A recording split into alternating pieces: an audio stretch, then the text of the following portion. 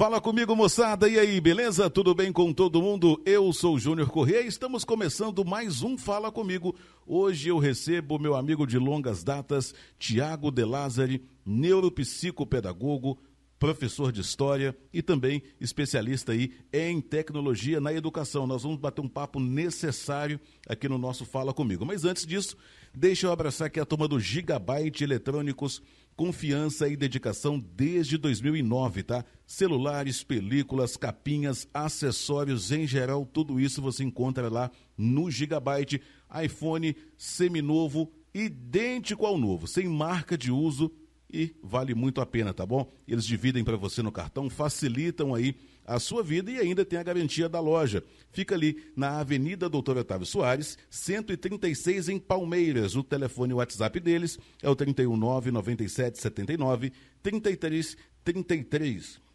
Estamos ao vivo também em nome do Laboratório Nossa Senhora da Piedade, do meu grande amigo Matheus. Aí é para você que precisa fazer os seus exames, né? E você não vai correr o risco de ir em qualquer laboratório porque você está colocando em risco a sua saúde. O Laboratório Nossa Senhora da Piedade oferece você toda a segurança, toda a garantia de que o resultado que estará ali no papel é de fato o que apresentou aí os exames. Fica ali pertinho do EPA, na subida para o bairro de Fátima, na Doutor José Mariano 420. E se você tem convênio, um desses aqui que está aparecendo do seu lado, você pode ganhar desconto lá no Laboratório Nossa Senhora da Piedade, Avenida Doutor José Mariano 420, subida para o bairro de Fátima ali, tá? WhatsApp 319-9504-5118. E também em nome da Formata, especialista em computadores, novos e seminovos,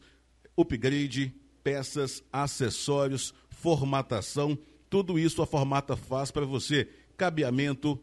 Júnior, quero dar um up aqui no meu PC, quero ser gamer. Você vai na Formata, eles dão um upgrade no seu computador ou montam um computador zero para você, zero bala. Galeria São José ali, anexo ao Calçadão Shopping em Palmeiras. 31-3817-6865 Formata. Agora sim, deixa eu falar com ele, Tiago De Lázari, o homem das tecnologias. Bem-vindo aqui ao nosso Fala Comigo. Oi, Júnior, satisfação imensa estar aqui com você. É uma pessoa que eu já convivo há muito tempo, um excelente locutor, excelente artista e músico também. E para mim é uma satisfação muito grande estar aqui com você. Cara, músico, eu falo que eu sou um músico aposentado.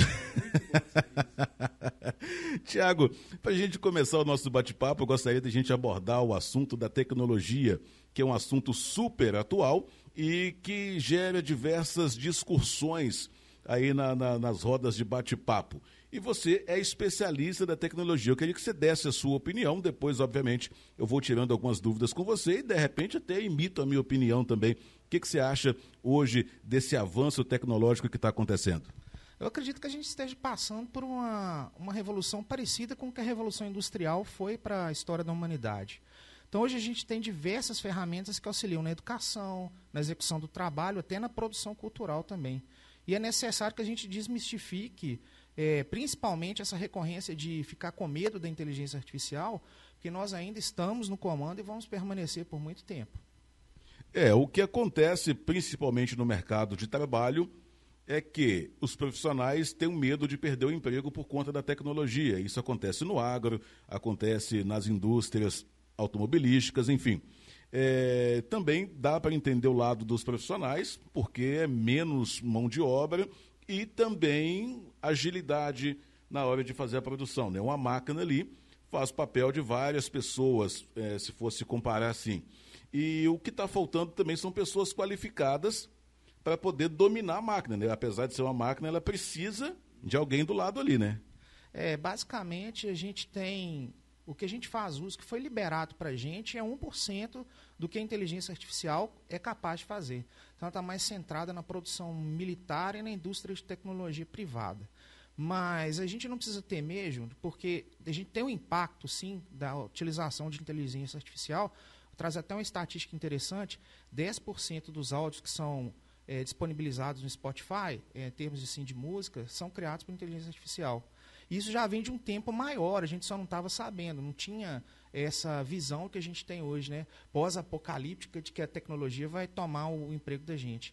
Mas o grande segredo, a gente até estava interagindo na edição de fotos, está no prompt, e o prompt é basicamente uma interação humana, né? Então a inteligência artificial, a gente chama de inteligências artificiais generativas pobres, né? Elas ainda precisam ser treinadas com machine learning, elas precisam dos nossos comandos. E você foi super correto em falar que a gente precisa de mão de obra especializada para poder manipular essas inteligências artificiais. Eu vou te dar um exemplo do emprego que eu achei muito interessante de uma reportagem que eu vi, e o pessoal está comentando muito também a questão da sustentabilidade, que para você executar 20 prompts, a inteligência artificial consome 500 ml de água. Não que ela beba, mas para o arrefecimento das máquinas, a cada prompt que você coloca lá, precisa usar um pouco de água para resfriar a máquina, né?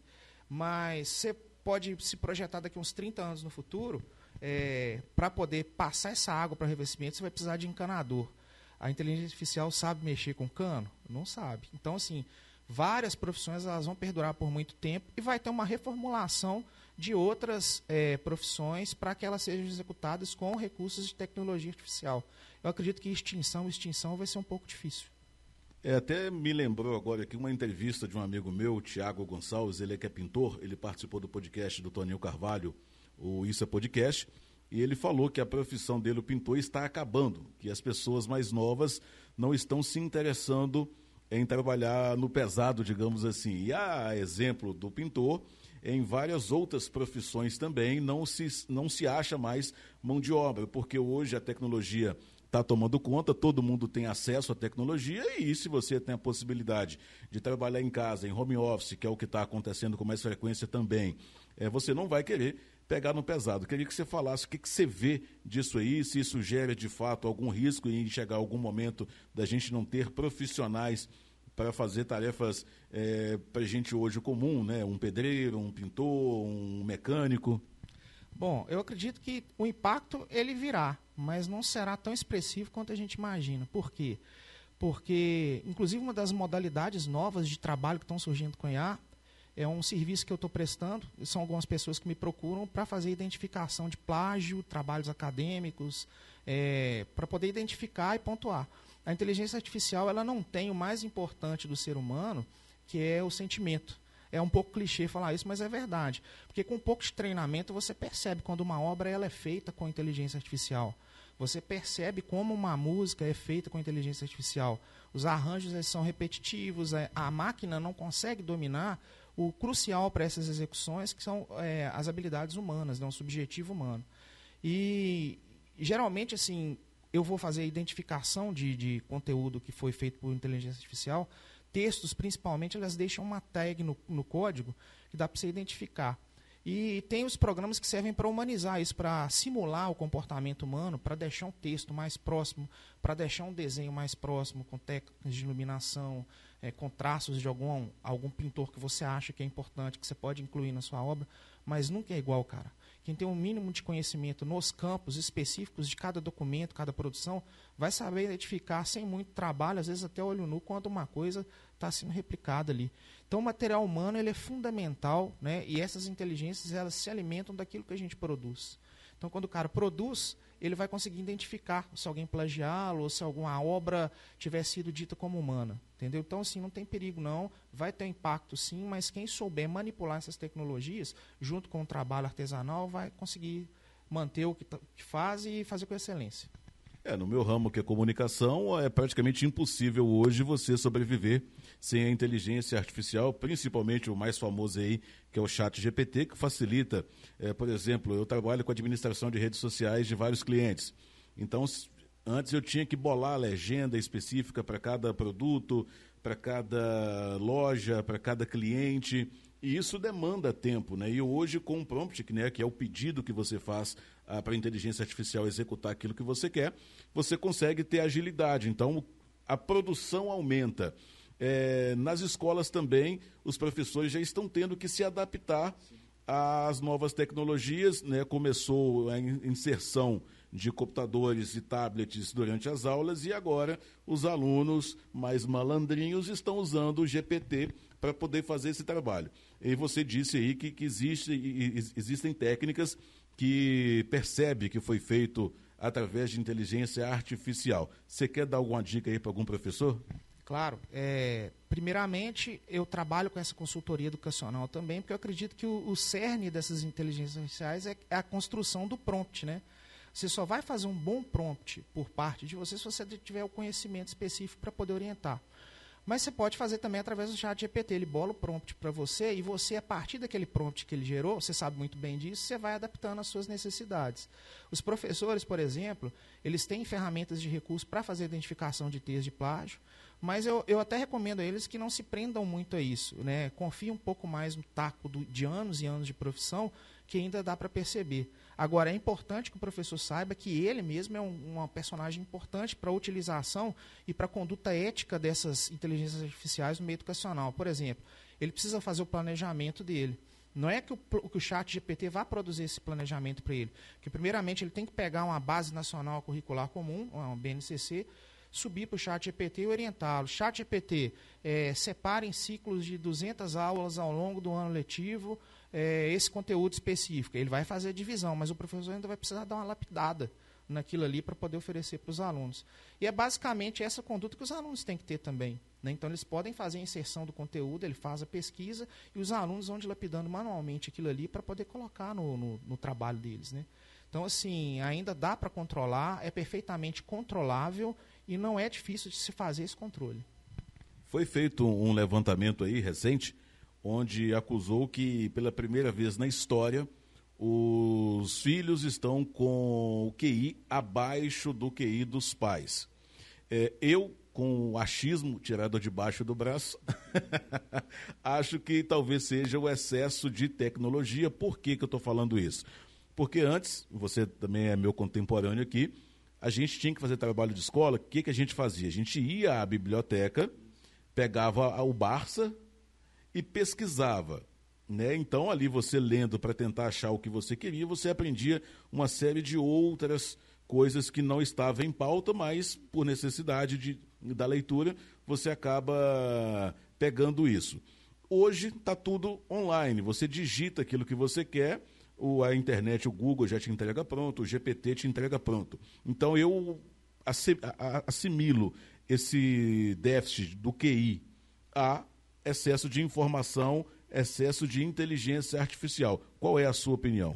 Bom, a gente era da época que a internet era a Delta Universal e a Barça, né? Discada, depois de meia-noite. Você lembra que metade das nossas salas de casa eram estantes com enciclopédia? Né? E quando a gente queria perguntar alguma coisa, sabe alguma coisa, os nossos pais mandavam a gente consultar, porque a enciclopédia tinha sido cara, né? Mas eu concordo com você. Em partes, a preguiça, né, e o acesso à informação, principalmente a informação sem filtro, né, e o Ctrl-C, Ctrl-V, deixaram os nossos filhos, as nossas crianças meio preguiçosas para buscar informação. Mas isso só ocorre também porque, além dessa facilidade sem controle, a gente tem um problema seríssimo no Brasil de educação de base. Né? Então, principalmente o pessoal que fez a escola pública, e eu não tiro a escola particular também dessa obrigação em reformular a educação que é oferecida, não. A educação é de baixa qualidade, ela tem melhorado, mas isso aí reverberou, né, nessa preguiça intelectual dos nossos filhos e das nossas crianças. Mas isso é perfeitamente reversível, precisa de uma reforma primeiro, em sala de aula, nas instituições escolares, ensinando a manipular esse conhecimento e também o suporte dos pais, fazendo controle, estimulando a leitura. Olha como é que as coisas são ambíguas, Júnior. Antigamente, cada estado tinha uma legislação educacional permitindo ou proibindo o uso de telefone nas escolas, né? Hoje já se revogou esse direito de se poder usar os telefones, né? Com essa legislação nova que proibiu a utilização do telefone, mas ainda assim, por mais confortável que seja um aluno não ter um tablet, um dispositivo na sala de aula, cabe ao professor encaixar essas tecnologias nas suas práticas pedagógicas com apoio da direção, né? Então, assim, é bom ter tecnologia em sala de aula, sim, vai fomentar a criatividade, vai fomentar a pesquisa, mas precisa se fazer uma mediação correta, né? Então, assim, os nossos jovens, eles vão voltar a ter o QI alto, desde que eles tenham uma orientação bacana também, tanto dentro de casa quanto na escola. O que fica preocupante é porque você pega as meninas, que é o sonho de toda menina, fazer 15 anos, ter aquele baile, aquela valsa, aquela festa bacana. A minha filha fez 15 anos ontem e o que ela pediu de presente foi um iPhone. Aí é que tá, né? A gente não tá vendo mais as festas de 15 anos justamente por isso, né? Tem meninas que pedem, eu tenho conhecimento que algumas pessoas me procuram para saber se é proveitoso, se assim, é uma coisa que a gente pode tirar proveito. Meninos pedindo kit de youtuber, com câmera, com refletor, meninos pedindo computador para gravação, pedindo cursos, né? Para trabalhar com essa questão assim das redes sociais. Então, assim, é uma reformulação. Do mesmo jeito que está sendo na educação, também está sendo na sociedade de consumo, né? Aí é o que eu te falo, cara, a gente tem que trabalhar isso e ver até onde isso é cabível para a gente colocar com os nossos filhos. Eu acho que o iPhone é uma ferramenta bacana, ela vai fazer várias coisas de escola com o iPhone também, né? Porque você é um cara que fomenta estar sempre perto ali, ser um excelente mediador de tecnologia, de informação, de conhecimento tradicional. Então eu acredito que não vai ter problema não, foi só um presente novo mesmo. A tecnologia, de fato, você não consegue acompanhar. Não está aparecendo a imagem aqui, mas eu tenho uma câmera aqui que quando eu comprei ela foi caríssima, uma câmera DSLR, coisa aí de 6 mil para cima. Hoje um iPhone tem a mesma qualidade ou mais do que a foto. Então a gente, algumas tradições estão se acabando por conta da tecnologia e gera uma preocupação. Até eu conversava com a Marcela Toledo, professora de português, que esteve no bate-papo comigo aqui no Trocando Ideias com o Júnior Corrêa, e a gente falava justamente sobre isso, de quando essa turma que está abrindo mão dos estudos para poder se tornar um youtuber, um blogueirinho, quando essa turma tiver que assumir o comando do país. Porque nós ainda viemos de uma geração que era obrigado a estudar, né? O meu pai não aceitava que eu tirasse menos de 9 na escola. 8,5 eu tinha que ir para a casa da minha avó, para minha mãe explicar para ele que 8,5 não era o que ele queria, mas também não era ruim de tudo. Então a gente cresceu com essa cultura. Eu recordo quando eu fui fazer um vestibular na Dinâmica de Direito. Eu tinha uma loja no Pacheco e a menina foi lá para fazer uma inscrição, que na época a internet ainda poucas pessoas tinham. E ela fez eu fiz a inscrição dela no meu computador e resolvi fazer a minha. Sem pretensão nenhuma, obviamente, eu já tinha saído da escola há mais de 10 anos, exatamente 13 anos naquela época, e nunca mais estudei nada. E comentei com ela que eu fiz também. No domingo, dia do vestibular, eu nem lembrava daquilo. Ela me mandou mensagem perguntando se eu ia lá fazer a prova, se eu dava uma carona para ela. Eu estava na casa da minha mãe e falei, seu mãe, me empresta uma caneta e um lápis, que eu vou ali fazer uma prova. Ou seja, sem estudar, sem preparação nenhuma. Eram 20 vagas, eram 200 vagas, eu passei em 20º. E na sexta-feira antes foi a formatura da minha prima no Dom Elvésio, da minha filhada e prima. E praticamente todos estavam lá concorrendo comigo. Eu passei em 20º e muitos deles não passaram, inclusive essa menina recém-formada, que eu fiz a inscrição dela. Então, talvez essa falta de facilidade tenha ajudado no aprendizado, porque você de fato aprendia e não decorava a matéria. Fala pra gente aí, quando essa turma tiver que assumir o comando do país, espero que nós não estejamos mais aqui, né? Já está difícil, né? Então, a previsão é de que os nossos futuros gestores tenham dificuldade, justamente porque a nossa cultura de estudo, Júnior, era uma cultura de estudo na qual fazia parte de 90% da nossa carga diária, né? E a gente levava a sério, não só para aprender também, mas para dar satisfação para os nossos pais. Mas eu acredito que ainda haja solução justamente por causa de professoras como a Marcela, que eu tive o prazer de trabalhar com ela. A Marcela, com as metodologias ativas dela, ela nunca se furtou do uso da tecnologia. Mas ela conseguia fazer na sala de aula, na prática de sala de aula invertida dela, com que os alunos conseguissem contrabalancear o uso da tecnologia com informação analógica, né? PDF, mas também com os livros, com a cultura dos livros, de pegar o livro, de folhear, de buscar conhecimento de formas mais tradicionais, né? Então eu acredito que ainda haja tempo para isso, né? Eu concordo com você, a gente já não vai estar aqui quando o impacto maior for sentido, mas ainda vão ter pessoas que vão se destacar. Eu acho que essa cultura de estudo ela tem tudo para voltar se tiver essa reformulação da educação e esse apoio maior por parte da família. Sabe? Isso é muito importante. E vai dar certo. vamos ser otimistas, né? Eu acho que meu neto não vai ficar muito perdido quando essas coisas acontecerem, não. Ele, pelo menos, vai saber como é que funciona uma enciclopédia e vai saber que a gente esperava até meia-noite para poder conectar e pagar um pulso telefônico só. Rapaz, que luta que... Você tem uma filha mais nova do que a minha, né, com recém-completado 15 anos, a sua filha ainda é bebezinho, ainda é criancinha, mas eu vejo que você posta algumas coisas com ela ali, inserindo a tecnologia na educação dela. Como neuropsicopedagogo, qual é a forma mais fácil de inserir essa tecnologia para que isso também não danifique, digamos assim, o HD da criança, de inserir essa tecnologia, mas sim que ela perca também a necessidade de uma leitura? Eu, por exemplo, não consigo ler nada digitalmente, eu tenho que estar em folha. Se me mandar um livro em PDF, eu vou lá imprimir o livro para eu poder ler. Como fazer isso com as crianças de hoje? Agora eu vou misturar um pouco o historiador com o neuropsicopedagogo.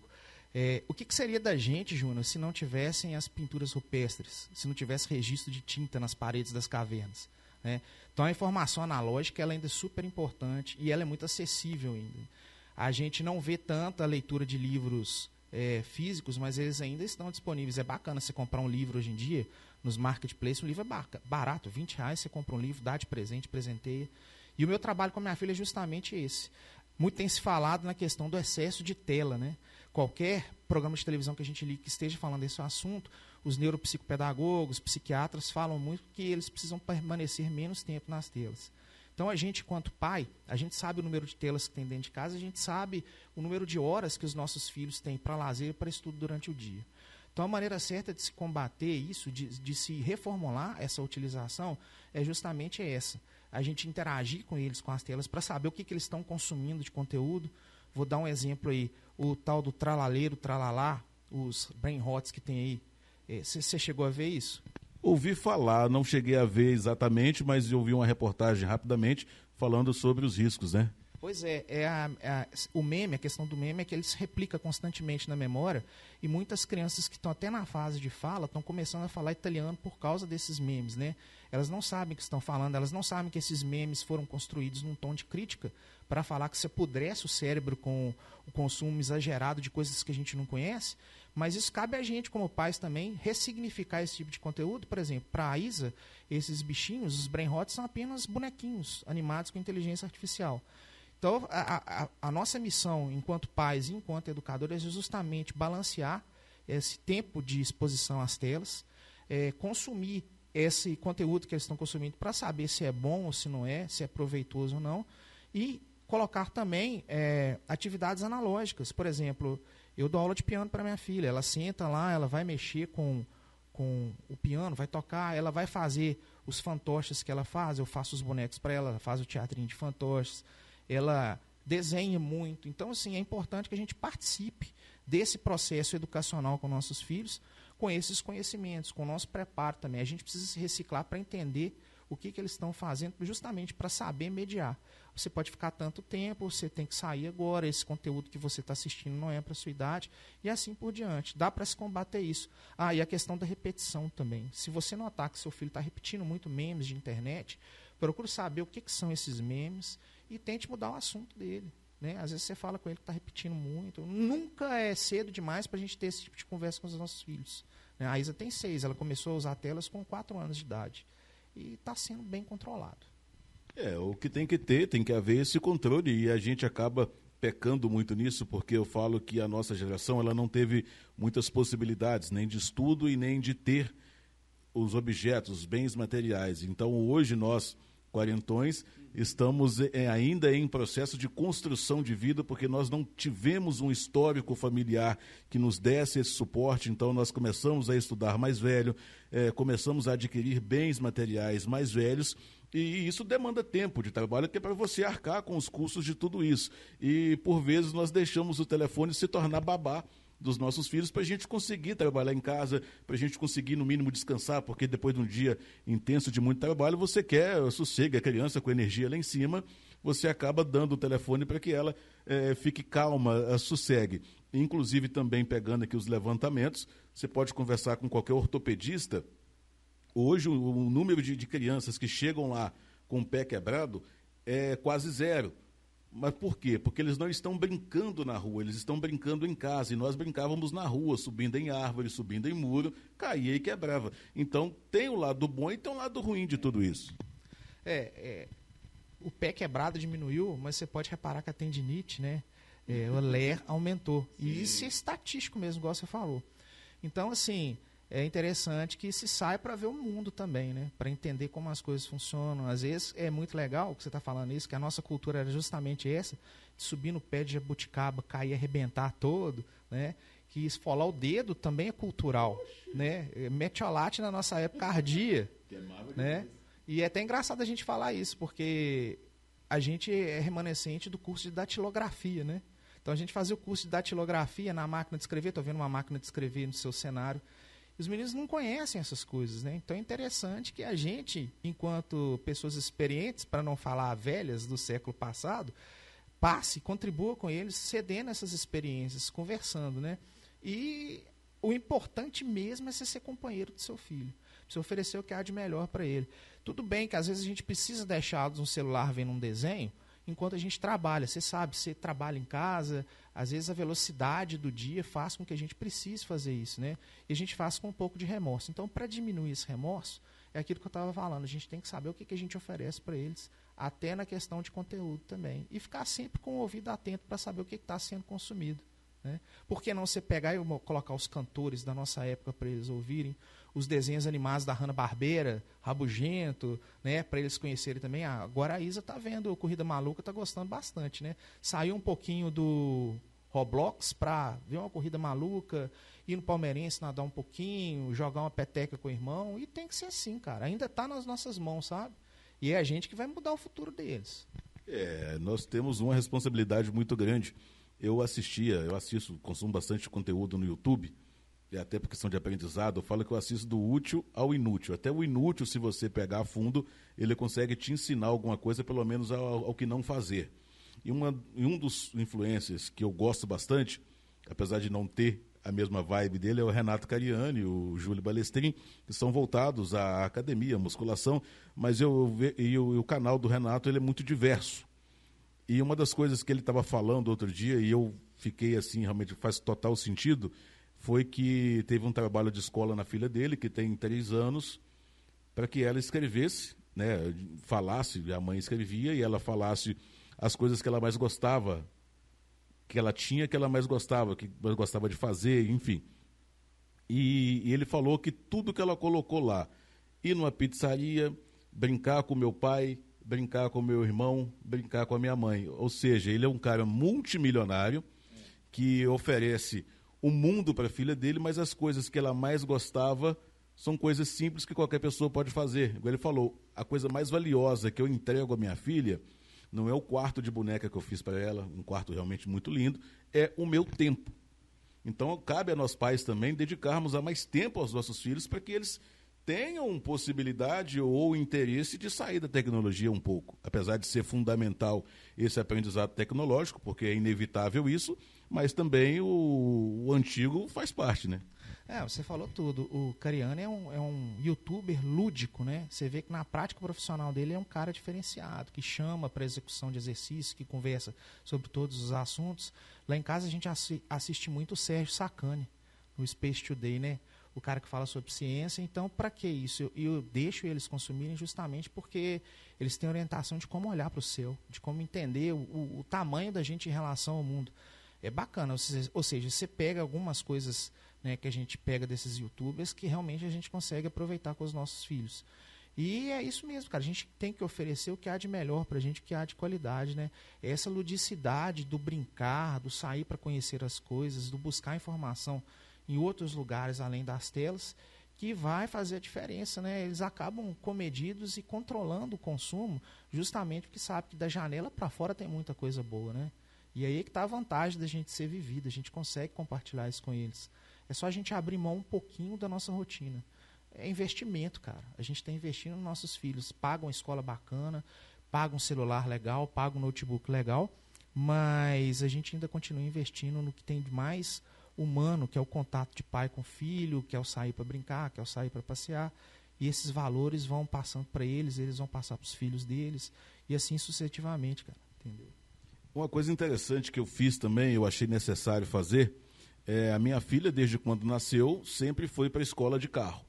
Sempre deixei na porta da escola e sempre busquei depois das aulas. Porque ela sempre estudou de manhã, eu trabalhava à tarde em rádio, então dava para eu fazer isso.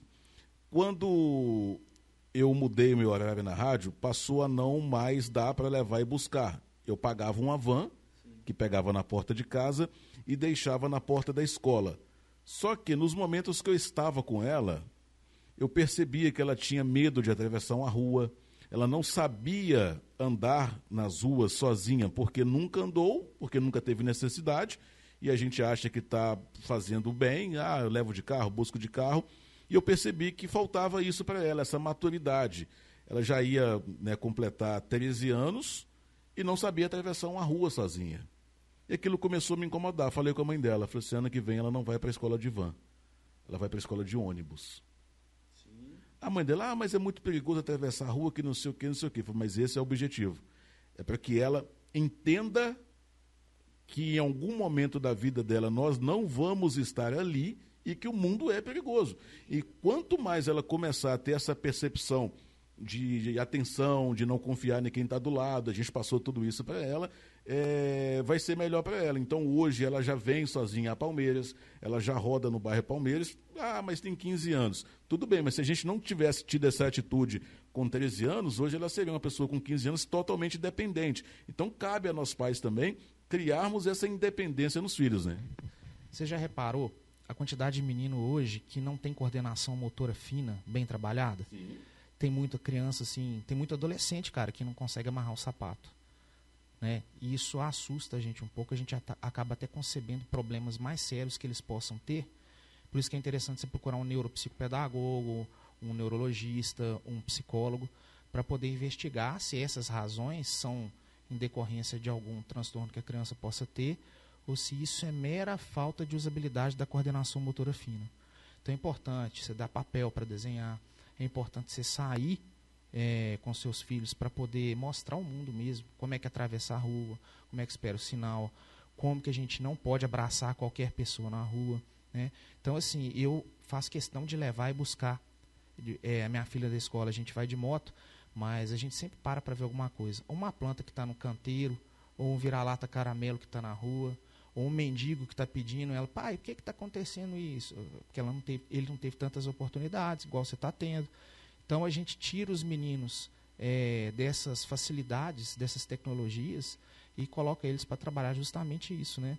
A convivência social, encarar o desafio de ir numa fila de banco. Antigamente a gente ia para descontar o cheque, você lembra? A gente ficava até com um pouco de medo de andar. Eu vou ainda. Pois é, você sabe como é que é. Mas quando a gente era muito novo, os pais da gente passavam pra gente e a gente ia meio passando aperto, eles roubarem nosso cheque, né? Então a gente depois aprendeu que tinha que cruzar o cheque, dobrar o cheque, colocar no bolso direitinho, ir no banco, descontar, atravessar a rua sempre na faixa, né? E essas são atividades sociais que a gente realmente precisa que eles vivenciem, cara. Já imaginou um cara de 18 anos que não sabe, às vezes, fazer um ensino hoje, fazer a própria comida, né? Então, assim, um cara que não sabe se cuidar, tomar um remédio certo, saber que manga com leite não faz mal, né? Que é uma história antiga, então ele pode consumir manga com leite numa boa. E saber principalmente que quando ele for buscar uma informação relativa à saúde na internet, é muito mais seguro e muito mais necessário, aliás, fundamental, ele procurar um profissional presencialmente, né? Tem muito jovem que hoje em dia procura na internet, eu estou sentindo uma dor aqui, idoso também, né? Sim. E quando a gente joga no Google só vem desgraça, não vem só foto estranha. Então, assim, é interessante, eles têm que saber que eles têm que sair, ir ao médico, eles têm que saber que eles têm que ir ao supermercado para poder ver o preço dos produtos, eles têm que saber que eles precisam ir ao correio, às vezes, para mandar uma carta, um documento, que não dá para se mandar por e-mail, que tem que ser físico. Então é importante sim, cara, você está super correto, a gente tem que fazer isso mesmo com eles. Você falou aí, questão do 18 anos não saber fazer o miojo, me lembrou um caso aqui de um amigo meu, que todo final de semana ele e a esposa iam para a casa da sogra que não moram, né, e a família toda, que não mora em Ponte Nova. E num determinado sábado, o filho dele teria um trabalho de faculdade para fazer, então ele não poderia ir junto com a esposa porque o filho tinha que ficar aqui. Eu perguntei, surpreso, qual o motivo dele não poder ficar em casa sozinho. Aí o pai me responde que tinha medo dele mexer no fogão e se queimar. Eu falei assim, eu não tenho nada a ver com a vida de ninguém, não. Mas não faz o menor sentido. É um termo que eles usam muito, a nutelização, né? Você tá doido? Deixa o cara queimar, tem que queimar, né? Claro que não é queimadura de 3º grau, mas o cara queimar o pelinho do dedo, assim, acendendo um fogão com um isqueiro, não vai matar ele não, entendeu? O cara ter que errar o tempero no arroz umas 10 vezes, deixando ele salgado, uma hora ele vai fazer o arroz direito, né? Então essa superproteção dos pais atrapalha bastante também, cara. Mas assim, a gente até tenta entender, cara, porque filho é um bem tão precioso, a gente realmente fica com medo deles se machucarem. Mas é aquilo que a gente estava falando antes.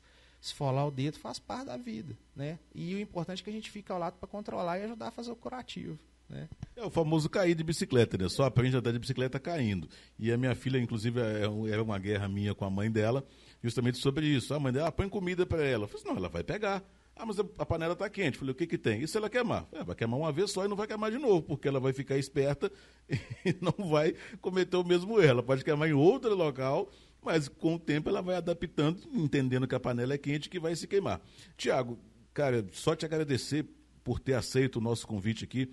Tenho certeza que esse bate-papo foi super necessário, porque é um misto de necessidade e cautela, que é a tecnologia. Você também não pode cortar os nossos jovens de ter acesso às informações, porque senão fica igual os idosos estão hoje, né? Você pega os nossos pais, têm extrema dificuldade em mexer com o telefone, então eu imagino que vai chegar um ponto também que eles vão ter que nos ensinar alguma coisa, porque vai chegar um momento que nós também vamos perder a capacidade de nos interessarmos por novas tecnologias, mas também cai naquilo, né? O excesso, tudo que em excesso faz mal.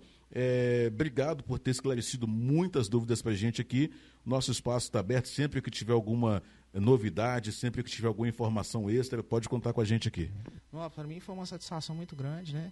E aquilo, ter a oportunidade de conversar com você, de ter esse bate-papo. Eu não imaginava que a gente fosse ter esse bate-papo, por mais que a gente se esbarre na rua assim, rapidinho, a gente não tem oportunidade de parar para conversar sobre essas tendências novas. Mas o recado que eu deixo para os pais é justamente isso. Sejam pais, né? Acompanhem seus filhos, não deixem de oferecer para eles aquilo que lhes foi oferecido, né? Porque tem tanto valor quanto que é tecnológico hoje. A melhor tela que tem é uma boa conversa com o pai e com a mãe, independente do assunto que seja. Até um puxão de orelha é legal, né? Então, até para puxar a orelha é importante que a gente faça isso. E é isso aí, gente. Vamos cuidar dos nossos filhos, porque no futuro eles vão cuidar da gente. É verdade. Deixa eu te dar um presente aqui. A caneca do Correia. Essa aqui é para os nossos convidados que sempre estão com a gente aqui. E espero que você guarde lá de recordação e lembre do nosso bate-papo. Rapaz, eu vou estrear ela agora fazendo um café analógico, no coador direitinho, tomando café. E depois eu faço um café na cafeteira, expresso, para poder beber com tecnologia também. É aquela perguntinha, né? No coador é melhor, né? Diz que no coador é mais forte, cara. Valeu, Tiago. Obrigado, cara. Tamo junto. Isso aí. Um abração. Tchau, gente. Moçada, esse foi o Tiago De Lázari. Você pode nos acompanhar todas as semanas. Em algum momento a gente coloca esse vídeo do Fala Comigo, todas as segundas ao vivo, 7h30 da noite. Tem um podcast Trocando Ideias com o Júnior Correia. No mais, que vocês tenham aí um excelente dia e vamos ter cautela, tá bom? Não cortar tudo, mas também não liberar tudo, eu acho que é o que vai dar certo. Tamo junto, valeu!